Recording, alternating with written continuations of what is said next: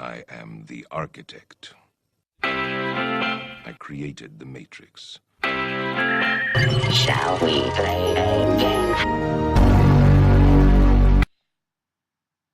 It's 7:30 in the morning. I'm sitting at a small table in Los Gatos, California, the center of Silicon Valley. It's sunny outside, and Jack Boletto is holding a meeting that I'm attending. Now, you can Google Jack Boletto.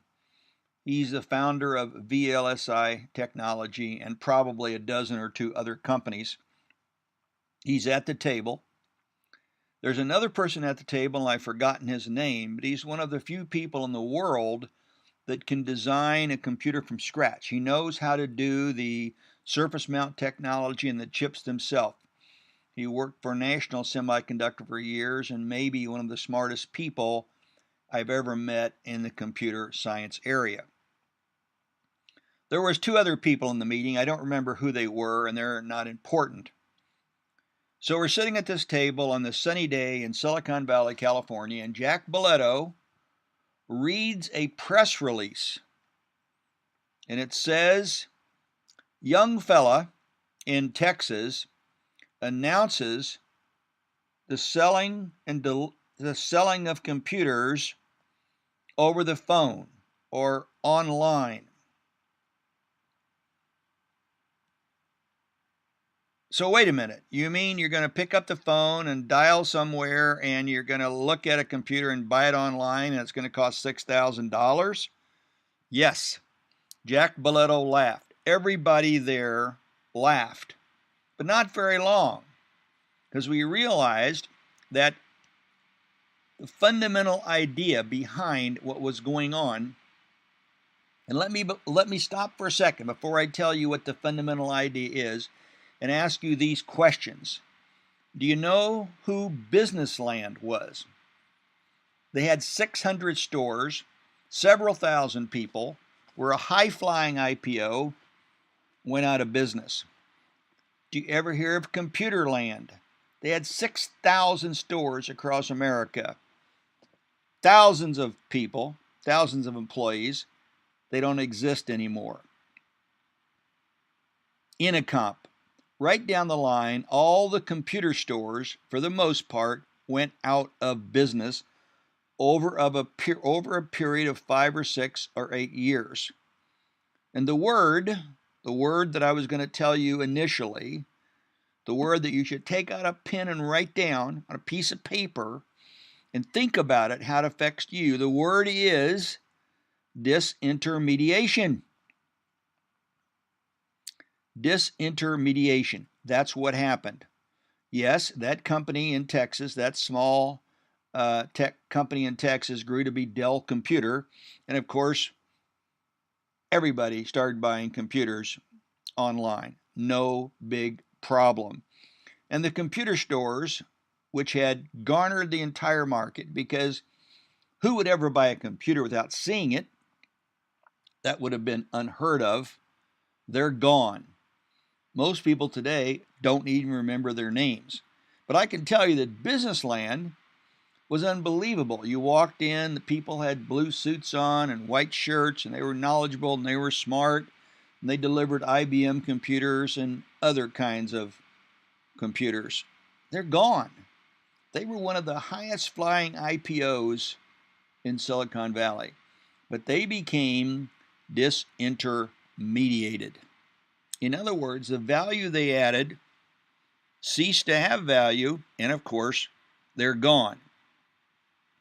Now, I took the liberty before I started this podcast to look at the term disintermediation, and I'll give you the wiki definition.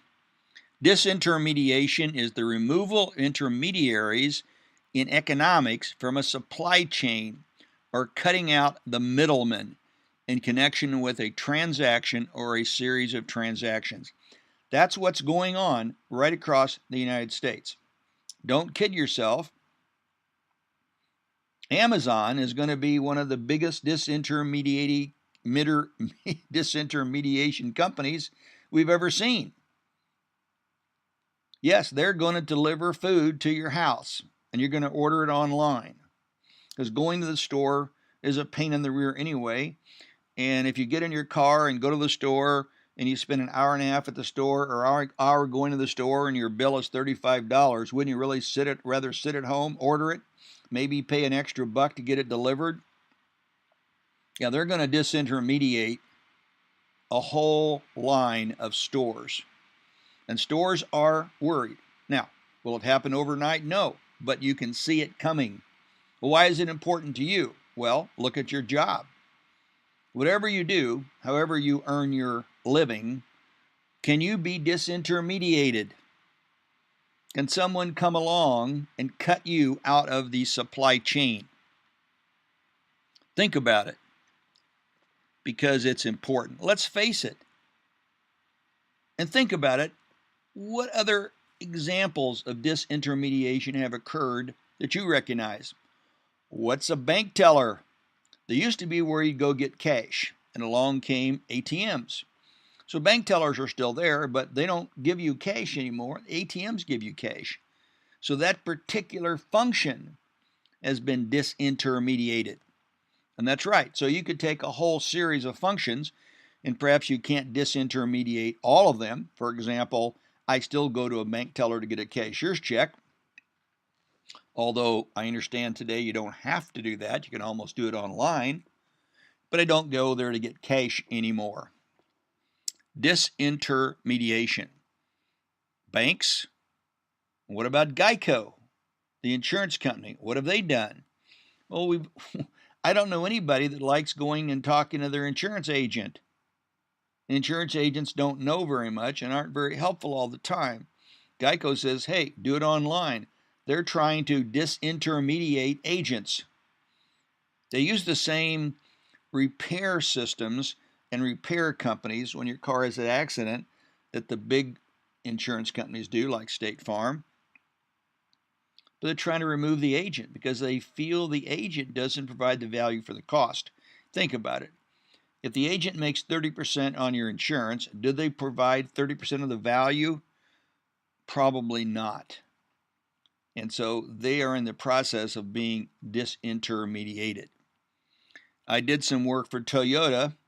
Toyota would like to eliminate the car dealer, not the car distributor or not the car maintenance person, but the dealer. Because the dealers make a lot of money selling cars and they don't do much to add to the process. I would much rather buy a car online. Oh my gosh, who would do that? Well, let's face it. That's what they said about computers. That's what Jack Boletto said in his office that day in Los Gatos, California. And sure enough, it turned out that people have no problem buying computers online. And they won't have any problem buying cars online either. Because car dealers will be disintermediated. So, what does this mean to you? I don't have a clue what it means to you. But what it could mean to you is think about how you earn your money, how you earn your revenue, how you earn your life, or how you live your life, what careers you have, and can you be disintermediated?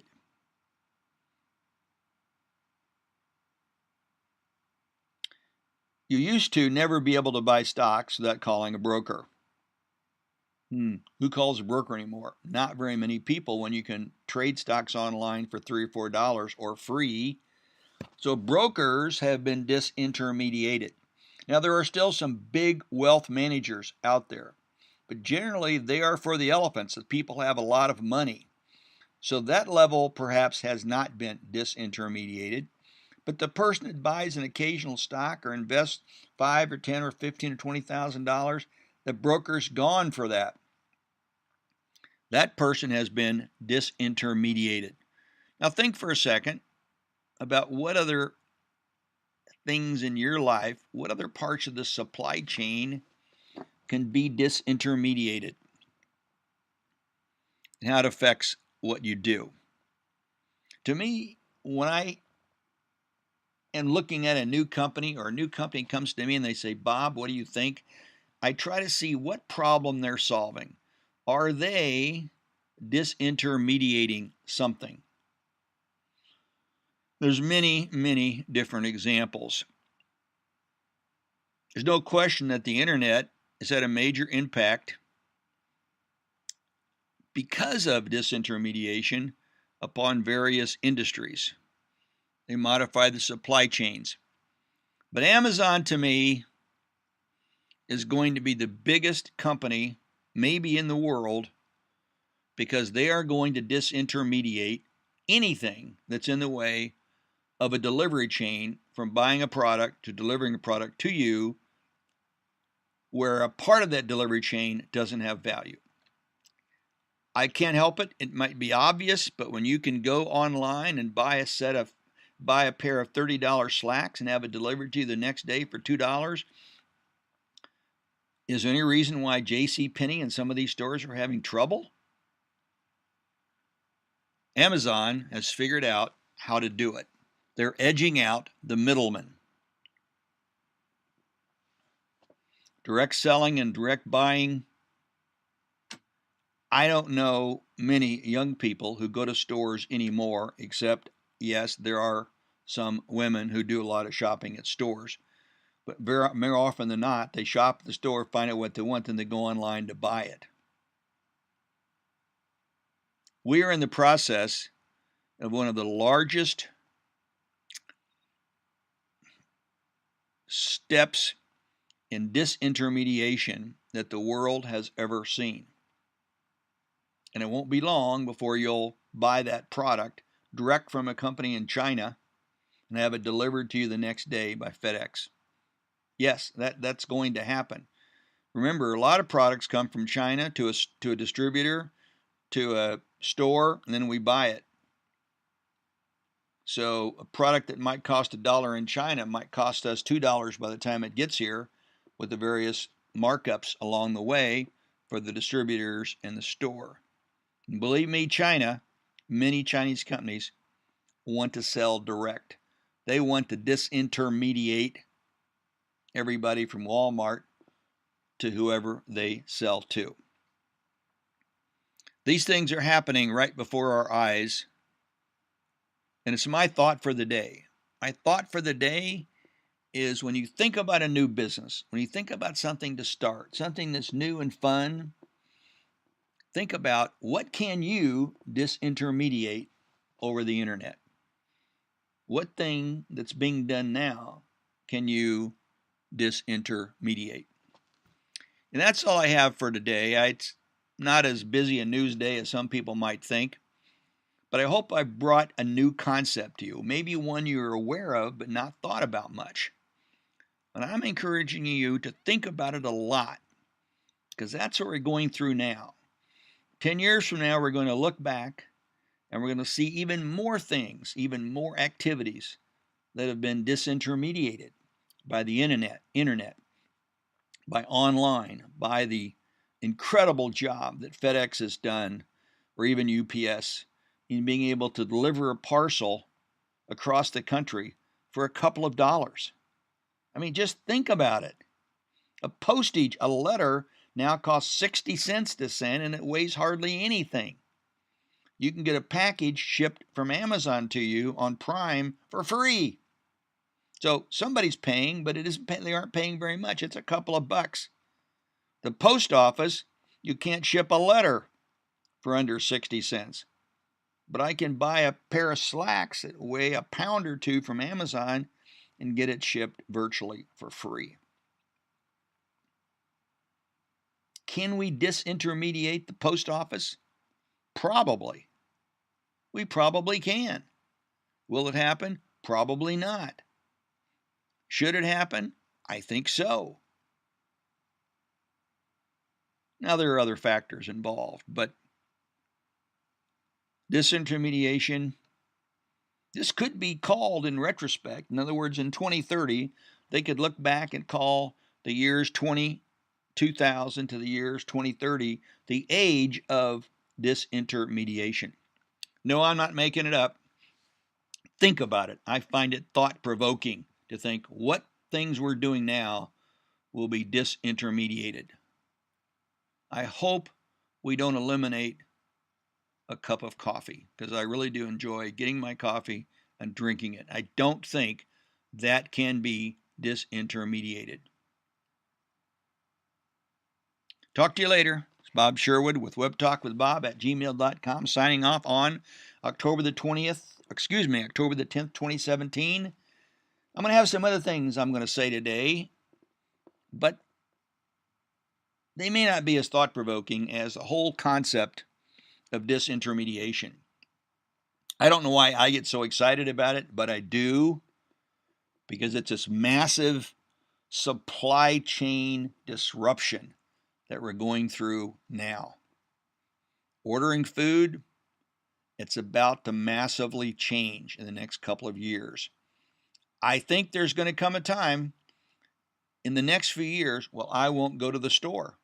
I'll simply go online, order it, and have it delivered.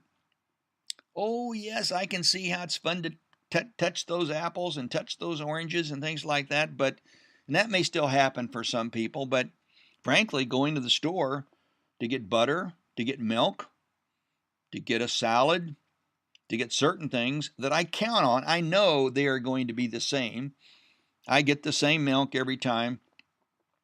The milk may cost $2, but it might cost me $10 of my time and gas to go to the store. So you can see that what Amazon is doing is so obvious, and they have the money to implement it. And the stores, they don't know what to do because they're still thinking in the old-time marketing idea. You know, the old-time marketing idea, you put the milk and the bread in the back of the store so people will walk through all the aisles and make all these impulse buys. That's the old world. Doesn't exist anymore. Nope, it's gone. No, if we want milk, we're going to buy milk, and we're not going to go to the back of the store to do it. And if I could order it online today and get it delivered, I would do it. Bottled water, same way. All the staples. I don't have to worry about tasting my bottle of milk before I buy it. I just buy it, get it, and take it home. 80% of what I buy are staples, things that I know are good. Potato chips, popcorn, bread, etc., etc. So don't kid yourself. Your trips to the store may be decreasing, particularly for a person like me. I'm in favor of disintermediation. Disrupt the supply chain. And that's what Amazon's doing. And I have to tell you, I am impressed. Whatever their stock price is today, it'll probably be a triple in 2 or 3 years. Because there's nothing, it seems to me, they can't set up to be purchased online and deliver to your door. That's all for today. October the 10th, 2017. Have a good week and listen in. And by the way, yesterday was a big listening day for me. I had over 600 listens. So you must be passing these podcasts around, and thanks very much. Talk to you later.